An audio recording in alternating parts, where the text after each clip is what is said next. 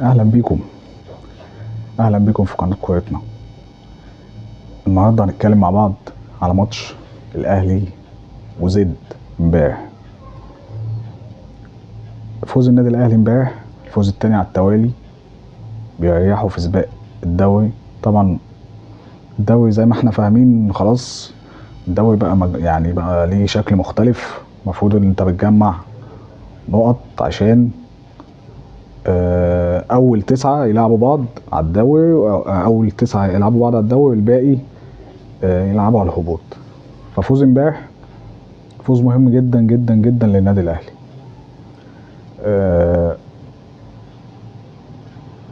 ممكن اللي شاف الماتش كويس واللي اتفرج عليه ما يشوفش ان الماتش على المستوى اللي احنا كنا مستنيينه. احنا كاهلاويه كنا مستنيين الاهلي يبقى اقوى من كده، يبقى عنده شراسه هجوميه اعلى من كده.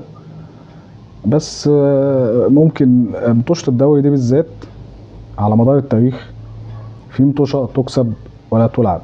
ممكن احنا كاهلاويه مش متعودين على الكلام ده، عشان احنا لسه عاملين اداء هايل قدام سيراميكا، راجعين بشوط تاني ولا اروع ولا اجمل قدام سيراميكا كليوباترا في الاسبوع الاول، والفوز ب5-2 نتيجه تقيله جدا. انما وطبعا كان قبلها طبعا ماتش العين، السوبر المصري. فاحنا كنا مستنيين الماتش بتاع امبارح يبقى اعلى من كده واقوى من كده. ممكن ضغط المباريات اللي فاتت على اللعيبه وعلى الجهاز الفني، طبعا الضغط البدني والضغط الذهني خلى الماتش يطلع بالشكل ده امبارح. احنا بدينا كويس، يعني احنا كاهلاويه النادي الاهلي بدا ماتش بتشكيل ما فيش اختلاف على حد من اللي بيلعب، عفوا من اللي بيلعبوا كلهم نجوم اخر كام ماتش. طبعا مارسيل كولر بيتعامل يعني ايه، انت حالتك ايه النهارده؟ مارسيل كولر دايما بيفاجئنا، ودايما بيفاجئ اللعيبه ذات نفسها، او معرفهم ان انت على طول انت موجود. انت مفيش حاجه اسمها انت احتياطي او انت بعيد فانت مش موجود، او انت اساسي فتتنك على الكوره او ما تديناش احسن ما عندك في الملعب هتقعد. وده اللي احنا شايفينه مع رضا سليم. رضا سليم يعني ارجع كده لكام ماتش كان رضا سليم اساسي وكان بيبدا بيه، تمام. تعال دلوقتي رضا سليم مستواه قل، فطبيعي هو مش هيديك ومش هيشوفك، فانت بتلوي وشك. في ناس شايفاها ان انا لو ما لوتش وشي ابقى مش خايف على النادي وحاجات زي كده. يعني لو انا مش لعيب وهمي على النادي وان انا لا انا عايز ابقى وسطيكوا، عايز اكسبكوا، عايز. في ناس تشوفها من النظريه دي ان انا كده انا كويس، انا كده خايف عليكم، انا كده انا معاكم. انا لو مش هاممني ان انا العب او ان انا ابقى وسط الفرقه او ابقى سبب من اسباب الفوز هرقص واغني. يعني احنا شفناه ساعه الاحتفال بتاع الانتر كونتيننتال بتاع ماتش العين، ما احتفلش مع اللعيبه وخد بعضه وطلع، وبعد كده اللعيبه جابته. عمرو السوليه شويه اتكلم معاه، شويه اكرم توفيق اتكلم معاه. مش هنختلف ومش هنخش قوي في التفاصيل، عشان في كلام بيتقال كتير ان رضا سليم جاي له عروض والنادي الاهلي ممكن يطلعه اعاره السنه دي وحاجات زي كده. اللي حصل امبارح زي ما اتفقنا ان احنا الاهلي ممكن يبقى عليه ضغط نفسي، ممكن يبقى عليه ضغط ذهني. اللي حصل امبارح انت بديت الماتش كويس، بديت الماتش بضغط عالي باسلوب الضغط اللي انت متبعه دايما، تمام. ومفيش يعني الحمد لله الحمد لله الحمد لله لعيبه الاهلي عارفه تنفذه كويس. الضغط العالي لعيبه الاهلي عارفه تنفذه كويس. وعلى اي فرقه، الماتش الوحيد اللي ما ضغطناش فيه ضغط عالي كان ماتش الزمالك في السوبر الافريقي، عشان كده احنا خسرناه. ممكن تقولي لا احنا خسرناه بضربات جزاء في الاخر، يعني مش ده المقياس ان احنا ما ضغطناش بضغط عالي فاحنا خسرنا. لا بس انت طول ما انت بتلعب باسلوبك انت وفارض شخصيتك انت طبعا المكسب والخساره دي بايد ربنا يعني، بس انت التوفيق دايما للاعيب الكوره بالذات التوفيق بيجي للمجتهد. طبعا المكسب والخساره ده شيء مفروغ منه يعني، بس انت اعمل اللي عليك. احنا ماتش الزمالك بتاع السوبر ما عملناش حاجه، السوبر الافريقي ما عملناش حاجه يعني خالص يعني، ولا ضغط ولا لعب ولا اداء ولا اي حاجه خالص. تمام. آه انا ليا ناس مقربين مني شايفين ماتش السوبر الافريقي يعني، برغم ما احنا وحشين، برغم ما النادي الاهلي وحش. تمام. طبعا انا بتكلم على لسان النادي الاهلي عشان انا مش هنكر اهلاويتي يعني. برغم ما احنا وحشين نادي الزمالك ما عرفش يعني ايه. هو كان ماسك علينا كوره، كان الكوره التانيه بتاعته، الاستحواذ بتاعه، انما مفيش هجمات خطيره، مفيش تضييع فرص، مفيش خدها مننا ضربات جزاء. ما عندناش مشكله في حاجه زي كده، وطلعنا باركنا لنادي الزمالك وجماهيره وادارته وكل حاجه. انما الفكره كلها ان انت طول ما انت ضغط عالي، اعرف ان الجون جاي، ربنا هيكافئك. ربنا ما بيضيعش يعني ايه يعني تعب المجتهد. انت بتضغط وبتلعب ومركز في الماتش وعارف انت عايز ايه منه، فاكيد ربنا بيحط التوفيق للمجتهد. احنا الحمد لله بنجتهد، لعيبه النادي الاهلي بتجتهد في الملعب. ومن بعد ماتش السوبر الافريقي لعيبه النادي الاهلي بقى ليها شكل تاني، وبقى ليها طعم تاني، واللمسه بقى ليها شكل تاني، ونظام الضغط في حاجات كتير قوي اتغيرت بعد ماتش السوبر الافريقي. هي نفس اللعيبه بس العقليه اتغيرت. العقليه شافت ان انت كده، ما هو اصل انت الكوره هي كده، طول ما انت بتتعب وبتجري وهتديك. تمام. وبيبقى في انكار ذات وحاجات كتير هتديك، انما طول ما انت بتفكر ان خلاص انا عملت وبقيت نجم، وان انا الاول في الفرقه، او ان انا الاول خلاص انا ضامن مكاني في الفرقه وضامن مكاني في المنتخب، هتسحب من تحتيك سحبه وتنزل على جدور رقبتك. نرجع لماتشنا امبارح. طبعا التشكيل ما حدش في مصر يختلف عن التشكيل، كله يعتبر مش مستنيين مارسيل كولر يعلن القايمه. تمام. مش الشناوي، عمر كمال، تمام، يحيى عطية الله. هتقول لي عمر كمال ساعات بينزل احتياطي، لا، اصل انت من بعد محمد هاني هو راجل مش عايز يعتمد على خالد عبد الفتاح في الباك اليمين. مش شايفه هو في الباك اليمين. حتى كان في كلام في الفتره الاخيره ان خالد عبد الفتاح ماشي. يعني خالد عبد الفتاح بيفكرني بياسر ابراهيم. ياسر ابراهيم تجيبه من الدار للنار، قبل ما كان يبقى اساسي ياسر ابراهيم كنت بتجيبه من اخر الدنيا تلعبه نهائي. خالد عبد الفتاح نفس الكلام. انت هو خالد عبد الفتاح مش يعني مش ديفندر يعني او مدافع، سيرد باك اسف. انما بيلعب بقوه كبيره جدا.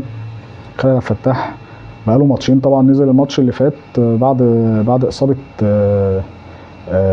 مش بعد اصابه، بعد التغيير اللي مارسيل كولر لحق بيه الفرقه عشان يوسف ايمن الوافد الجديد. تمام.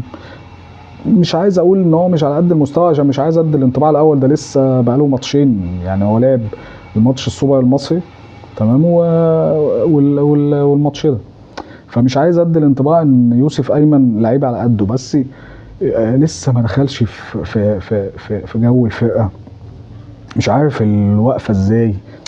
في كلام ما يصحش ان انا اقوله عليه يعني.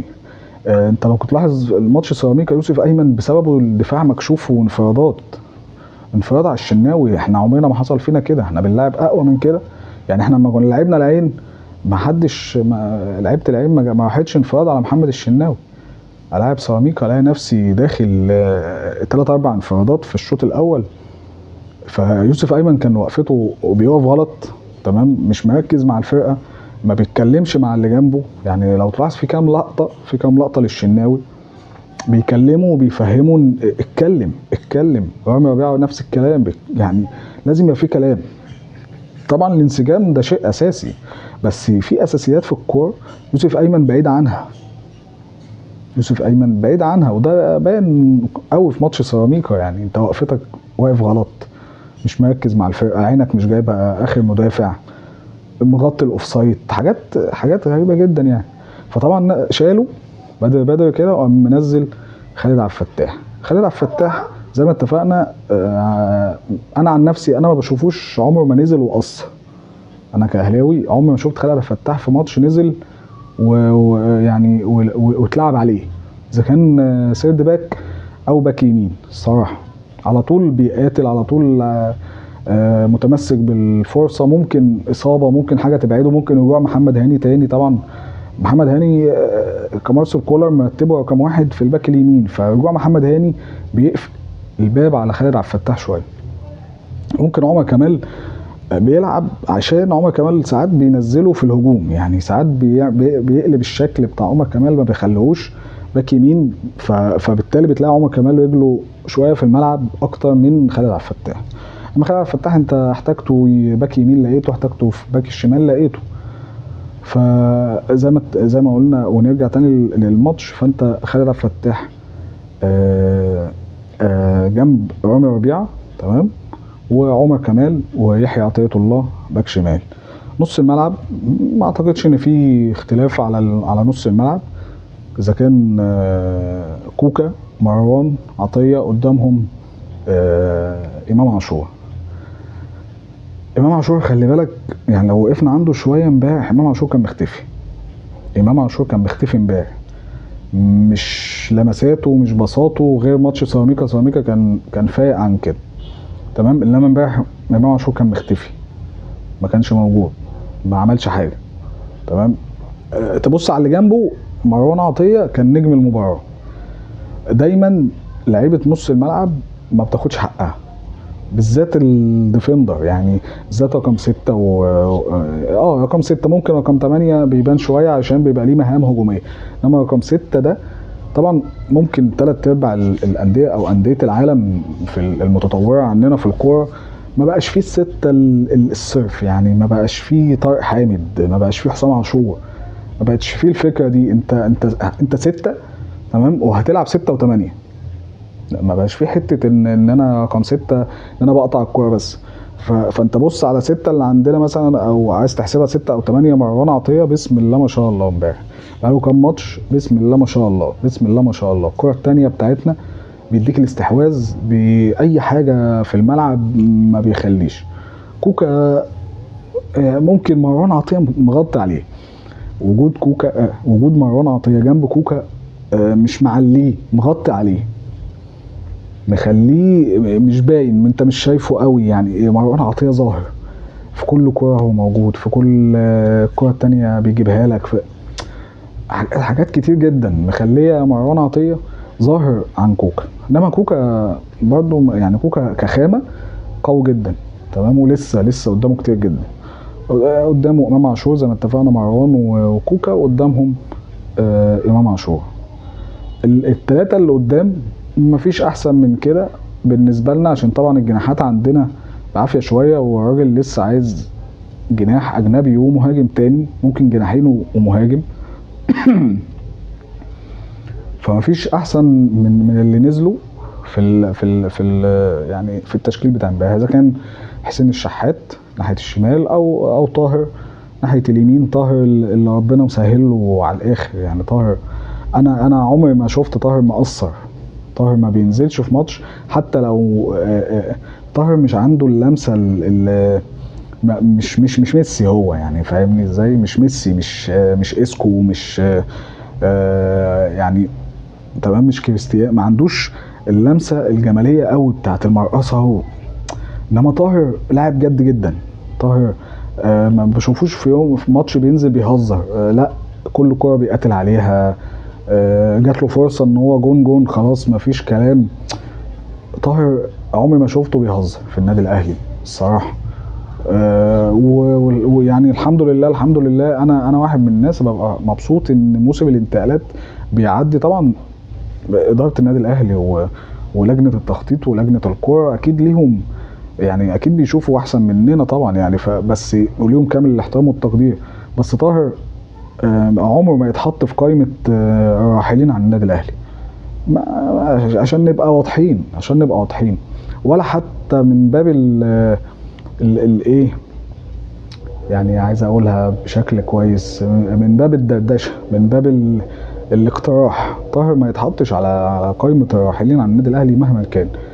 مستواه ممكن ما يديكش. انت النادي الاهلي دايما بيبقى جماهير النادي الاهلي عينها على اللعيب اللي يمرقص، اللي يدي سرور. طاهر ما ممكن الحته دي قليله عنده، ممكن يشتغل عليها، خلي بالك. يعني انا اعتقد ان انا لو من وصف كولر يعني ايه اشتغل على الراجل، على طاهر ده، ان انا اعلي فيه الحته دي، حته السرور، حته الباص، حته المرقصه. ممكن الوقت مش سعفنا قوي ان المدرب يشتغل مع اللعيب، عشان كله في ظهر بعضه، كاس في كاس في كاس في كاس، فانت ما بتلحقش ان انت تدرب لعيب على حاجه انت عايز تعملها. تمام، ما عنديش مشكله في حاجه زي كده.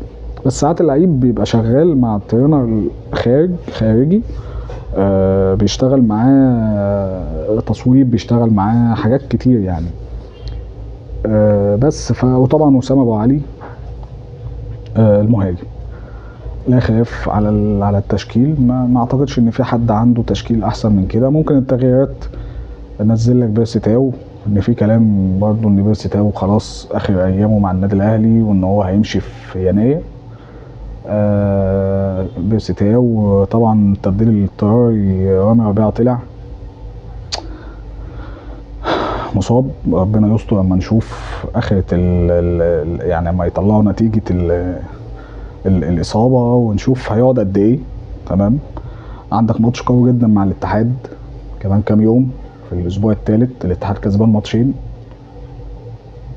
عنده 6 نقط وانت عندك 6 بونت. فالصراع قوي جدا، خلي بالك، هيبقى قوي جدا على المقدمه. يعني النادي الاهلي اللي ضغط الفتره بتاعه ال9 ماتشات دول، او ال9 الاوائل هم اللي هيلعبوا على المركز الاول. انا واحد من الناس، انا كان نفسي الدوري يقل، او الدوري يتلعب دور واحد وحاجات زي كده، عشان اللعيبه تقدر ان هي تاخد نفسها عشان بعد كده. تمام، فالفكره دي هتخلي كل الفرق اللي هيلحق ياخد بونت، اللي هيكسب، اللي مش هيعرف يكسب ما يخسرش. يعني ما عرفش ياخد ال3 على الاقل ياخد بونت يعني. تمام، محدش كله هيسعى للمكسب، كله هيسعى للمكسب. من اقل فرقه، مع احترامي طبعا مش اقل يعني، عشان بس الناس ما تفهمنيش غلط، يعني من اصغر فرقه لسه صاعده او كده، الى الهرم في الترتيب بتاع الكوره في مصر. كله هيضغط وكله هيلعب وكله هيقدم ما عنده واحسن ما عنده عشان ياخد ال3 بونت، ولو ما خدش 3 بونت ياخد البونت من اي حد. خلي بالك، يعني انت لو شفت ماتش بتروجيت وماتش بيراميدز، محدش كان يتوقع ان بتروجيت لسه بيلمس كوره. طبعا بتروجيت كان معانا من سنين فاتت، وبعد كده هبط. فمحدش كان متوقع ان 1-1 دي بيراميدز وبتروجيت تنتهي ب1-1 دي، محدش كان شايفها خالص. كله قال ان بيراميدز هيعدي 5-0 كده مرتاح. تمام، فالمطوشه كلها، حتى لو تلاحظ سيراميكا في الشوط الاول الماتش اللي فات، كانت ضغط عالي، كانت بتلعبك باسلوبك. محدش دلوقتي هيبص ان ده الاهلي او ده الزمالك فانا هخاف فانا هرجع.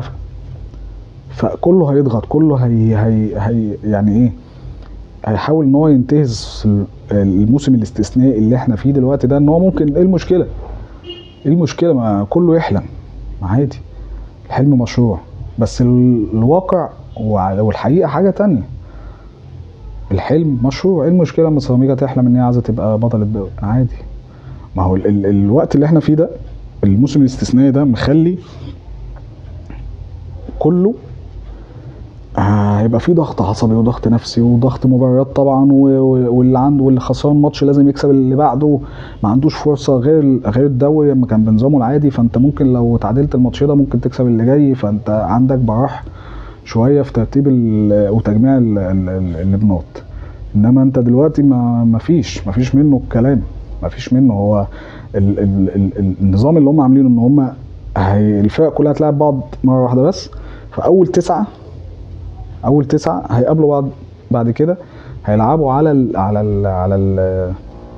على المركز الاول والثاني والثالث والرابع يعني. تمام، والباقي يلعب بعض على الهبوط. فنرجع لماتشنا امبارح.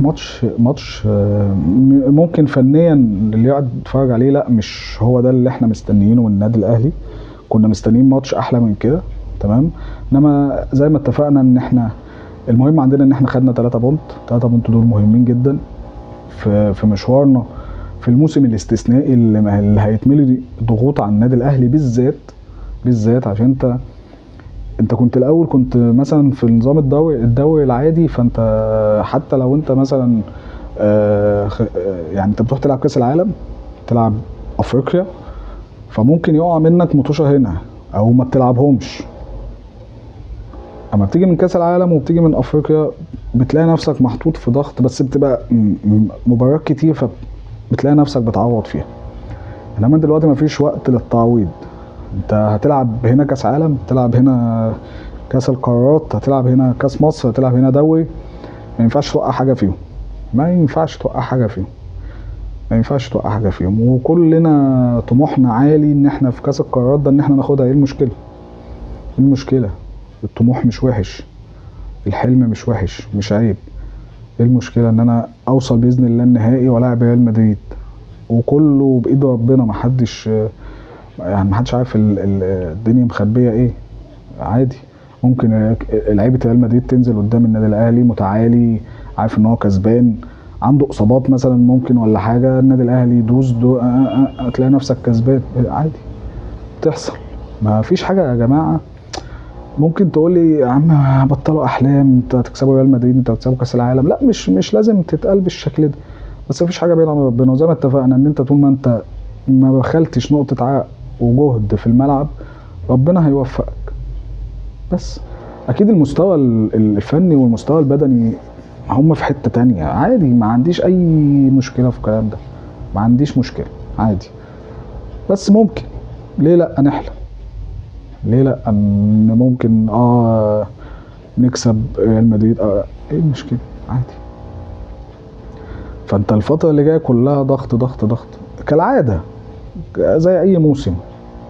اهم حاجه بس يعني في حاجه انا كنت عايز اتكلم فيها، موضوع التحكيم ده. يعني الناس دي لازم تتقي الله، الناس دي لازم تتقي الله. انت مش معنى ان هي لعبه، مش معنى ان هي في الاول وفي الاخر اسمها لعبه ان انا اكذب وادلس وازور. اتقي الله، اتقي الله. ده ناس مستأمناك على حاجه تانية. هي مش لعبه، وهي مش في الاول وفي الاخر مجرد لعبه. كانت لعبه زمان، دلوقتي بقى فيها فلوس، وبقى فيها مستقبل ناس، وبقى فيها اكل عيش ناس كتير تمام. وانديه بتصعد وانديه بتهبط وانديه بتخسر دوري وانديه بتكسب دوري. فاتقي الله. يعني يا ريت التحكيم عندنا يتقوا الله شويه. احنا ما احنا عندنا التحكيم بعافيه.